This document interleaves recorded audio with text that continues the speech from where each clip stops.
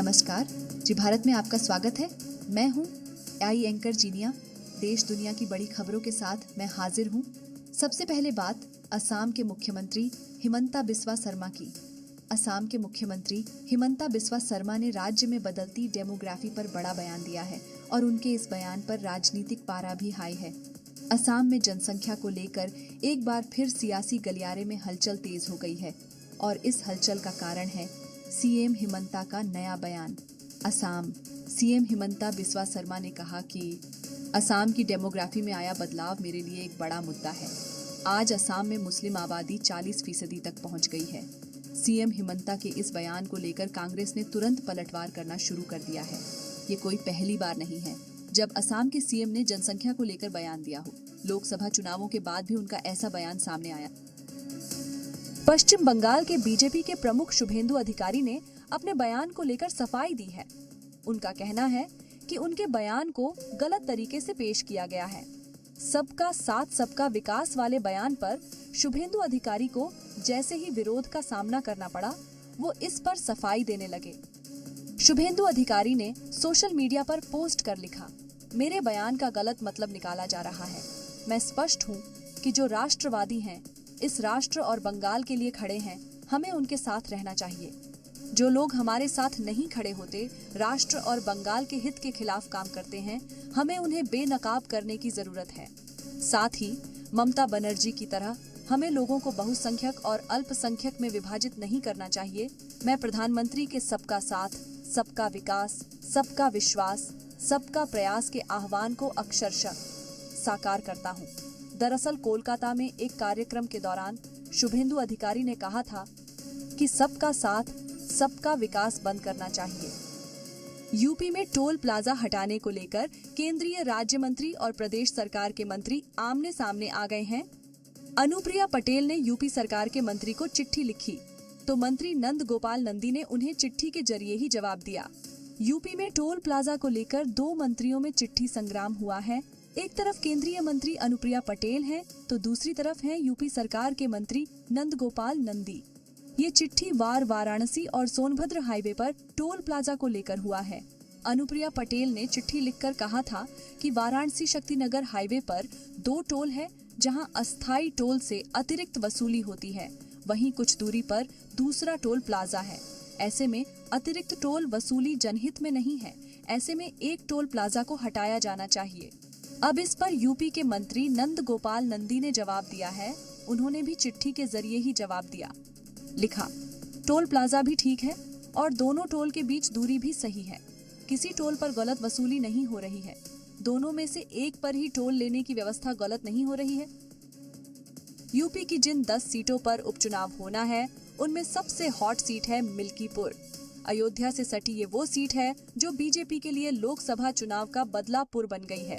एक तरफ बीजेपी मिल्कीपुर के लिए रणनीति बनाने में जुटी है, तो दूसरी तरफ अखिलेश यादव फिर से अयोध्या में बीजेपी को घेरने की तैयारी में है।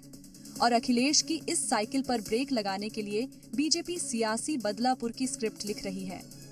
अयोध्या में 500 साल बाद राम मंदिर निर्माण के बाद बीजेपी फैजाबाद में प्रचंड जीत की उम्मीद जता रही थी, लेकिन चुनाव में बीजेपी के हिंदुत्व के मुद्दे पर अखिलेश का पीडीए फॉर्मूला भारी पड़ गया और बीजेपी अयोध्या हार गई। लोकसभा चुनाव में हार का बदला सीएम योगी उपचुनाव में चुकता करने की तैयारी में है। एक तरफ मिल्कीपुर में योगी के करीबी मंत्री सूर्य प्रताप शाही की तैनाती की गई है, तो दूसरी तरफ बीजेपी सोशल इंजीनियरिंग डिकोड करने में जुट गई है।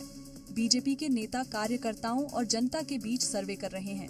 जल्द ही सर्वे रिपोर्ट प्रदेश नेतृत्व को सौंपी जाएगी। रिपोर्ट के आधार पर जातीय समीकरण तैयार कर उम्मीदवार का ऐलान होगा। यूपी में 10 विधानसभा सीट पर उपचुनाव होने हैं, लेकिन मिल्कीपुर सबसे हॉट सीट बन चुकी है और बीजेपी एसपी दोनों के लिए साख का सवाल भी। इस सीट को एक बार फिर समाजवादी पार्टी की झोली में डालने के लिए अखिलेश यादव मिल्कीपुर में एक्टिव हो चुके हैं। अखिलेश यादव के साथ साये की तरह नजर आने वाले अवधेश प्रसाद फैजाबाद से सांसद बनने के बाद मिल्कीपुर की विधायकी से इस्तीफा दे चुके हैं, जिसके बाद मिल्कीपुर में उपचुनाव की बिसात बिछ चुकी है। बीजेपी और समाजवादी पार्टी के लिए मिल्कीपुर नाक की लड़ाई बन चुकी है। सूत्रों के मुताबिक इस सियासी जंग को जीतने के लिए अखिलेश यादव ने अयोध्या में साधु संतों से मुलाकात की, अवधेश प्रसाद के बेटे अजीत को चुनाव में उतारने के संकेत दिए, स्थानीय पदाधिकारियों को तैयारियां तेज करने को कहा है। एसपी ट्राई एंड टेस्टेड फॉर्मूले पीडीए पर काम कर रही है। मिल्कीपुर में अवधेश की सियासी विरासत को बीजेपी उपचुनाव में पलट देती है तो बीजेपी की अयोध्या हार पर काफी हद तक मरहम भी लग जाएगा, क्योंकि अयोध्या में हार बीजेपी के लिए वो जख्म है जिसका दर्द कम नहीं हो रहा है और विपक्ष सड़क से संसद तक बार बार उस जख्म पर नमक छिड़क कर उस दर्द को और बढ़ा देता। इसके सहारे बीजेपी अयोध्या और आसपास के हिस्सों के विकास की अनदेखी के आरोपों के दाग भी धो पाएगी। मौलाना तौकीर ने बीते 72 घंटे में दूसरी बार यू टर्न ले लिया। अपने धर्मांतरण वाले ऐलान के बाद वो अपने बयान से पलट गए, लेकिन अब तौकीर रजा का कहना है कि 21 जुलाई को सामूहिक निकाह करवाएंगे। सामूहिक विवाह और धर्मांतरण का सरेआम ऐलान करने के बाद जब हंगामा हुआ तो तौकीर रजा अपने बयान से पलट गए, लेकिन एक बार फिर वो सीना तान कर सामूहिक विवाह का ऐलान कर रहे हैं। मौलाना तौकीर रजा ने राज्य और केंद्र सरकार पर भी आरोप लगाया कि हिंदुस्तान में मुसलमानों को प्रताड़ित किया जा। आईटी सिटी बेंगलुरु के एक मॉल में एक बुजुर्ग किसान को एंट्री करने से रोक दिया गया क्योंकि उस बुजुर्ग किसान ने धोती यानी लुंगी पहनी हुई थी, जो कर्नाटक में पुरुषों की पारंपरिक परिधान है। इस घटना का वीडियो वायरल हुआ तो मॉल प्रशासन को अपनी गलती माननी ही पड़ी। एक बुजुर्ग किसान को बेंगलुरु के जीटी मॉल में इसलिए प्रवेश नहीं मिला क्योंकि इन्होंने धोती पहनी हुई थी, जो कि भारतीय पोशाक है। सुरक्षा कर्मी ने नियमों का हवाला देकर मॉल में प्रवेश देने से साफ इनकार कर दिया। किसान के बेटे ने इसका एक वीडियो बना लिया जो सोशल मीडिया पर वायरल हो गया, जिसके बाद लोग मॉल के बाहर एकजुट हो गए। वीडियो वायरल होने के बाद मॉल का सुरक्षा कर्मी भी सामने आया और इसके लिए माफी भी मांगी। मॉल में दोपहर में एक कार्यक्रम था। कार्यक्रम में कोई एक बुजुर्ग धोती पहनकर पहुंच गया। पार्टी में आई महिलाओं ने असहज महसूस किया और मॉल प्रशासन से शिकायत की। मॉल प्रशासन ने गार्ड को हिदायत दी। जब शाम को बुजुर्ग बेटे के साथ पहुंचा तो गार्ड ने अधिकारियों से मिले आदेश का हवाला दिया। मॉल मैनेजमेंट ने भले ही माफी मांग ली हो, लेकिन लोगों का गुस्सा कम नहीं हुआ और बुजुर्ग के अपमान करने पर लोग गुस्से में रहे। मिडिल ईस्ट में इजराइल और हिजबुल्लाह के बीच वॉर तेज होने की आशंका बढ़ गई है। हिजबुल्लाह चीफ नसरल्लाह की नई धमकी ने पूरे इलाके में भीषण युद्ध शुरू होने के संकेत दिए। इजराइल पर लगातार रॉकेट दाग रहे लेबनान के आतंकी संगठन हिजबुल्लाह ने अब इजराइल के आक्रमण की आशंका को देखते हुए बड़ी धमकी दी। हिजबुल्लाह चीफ ने कहा, अगर इजराइल के टैंकों ने बॉर्डर पार किया तो हिजबुल्लाह के लड़ाके खौफनाक जवाब देंगे।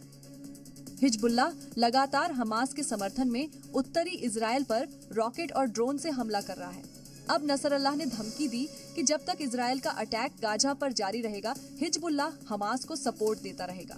हिजबुल्लाह के चीफ के इस ऐलान के बाद इस बात की आशंका बढ़ गई है कि इजराइल हिजबुल्लाह के खिलाफ हमले और ज्यादा घातक कर सकता है, जो पूर्ण युद्ध में बदल सकता है। रूस यूक्रेन युद्ध में माना जा रहा है कि यूक्रेन तो अब तक की सबसे बड़ी तबाही का सामना करना पड़ सकता है।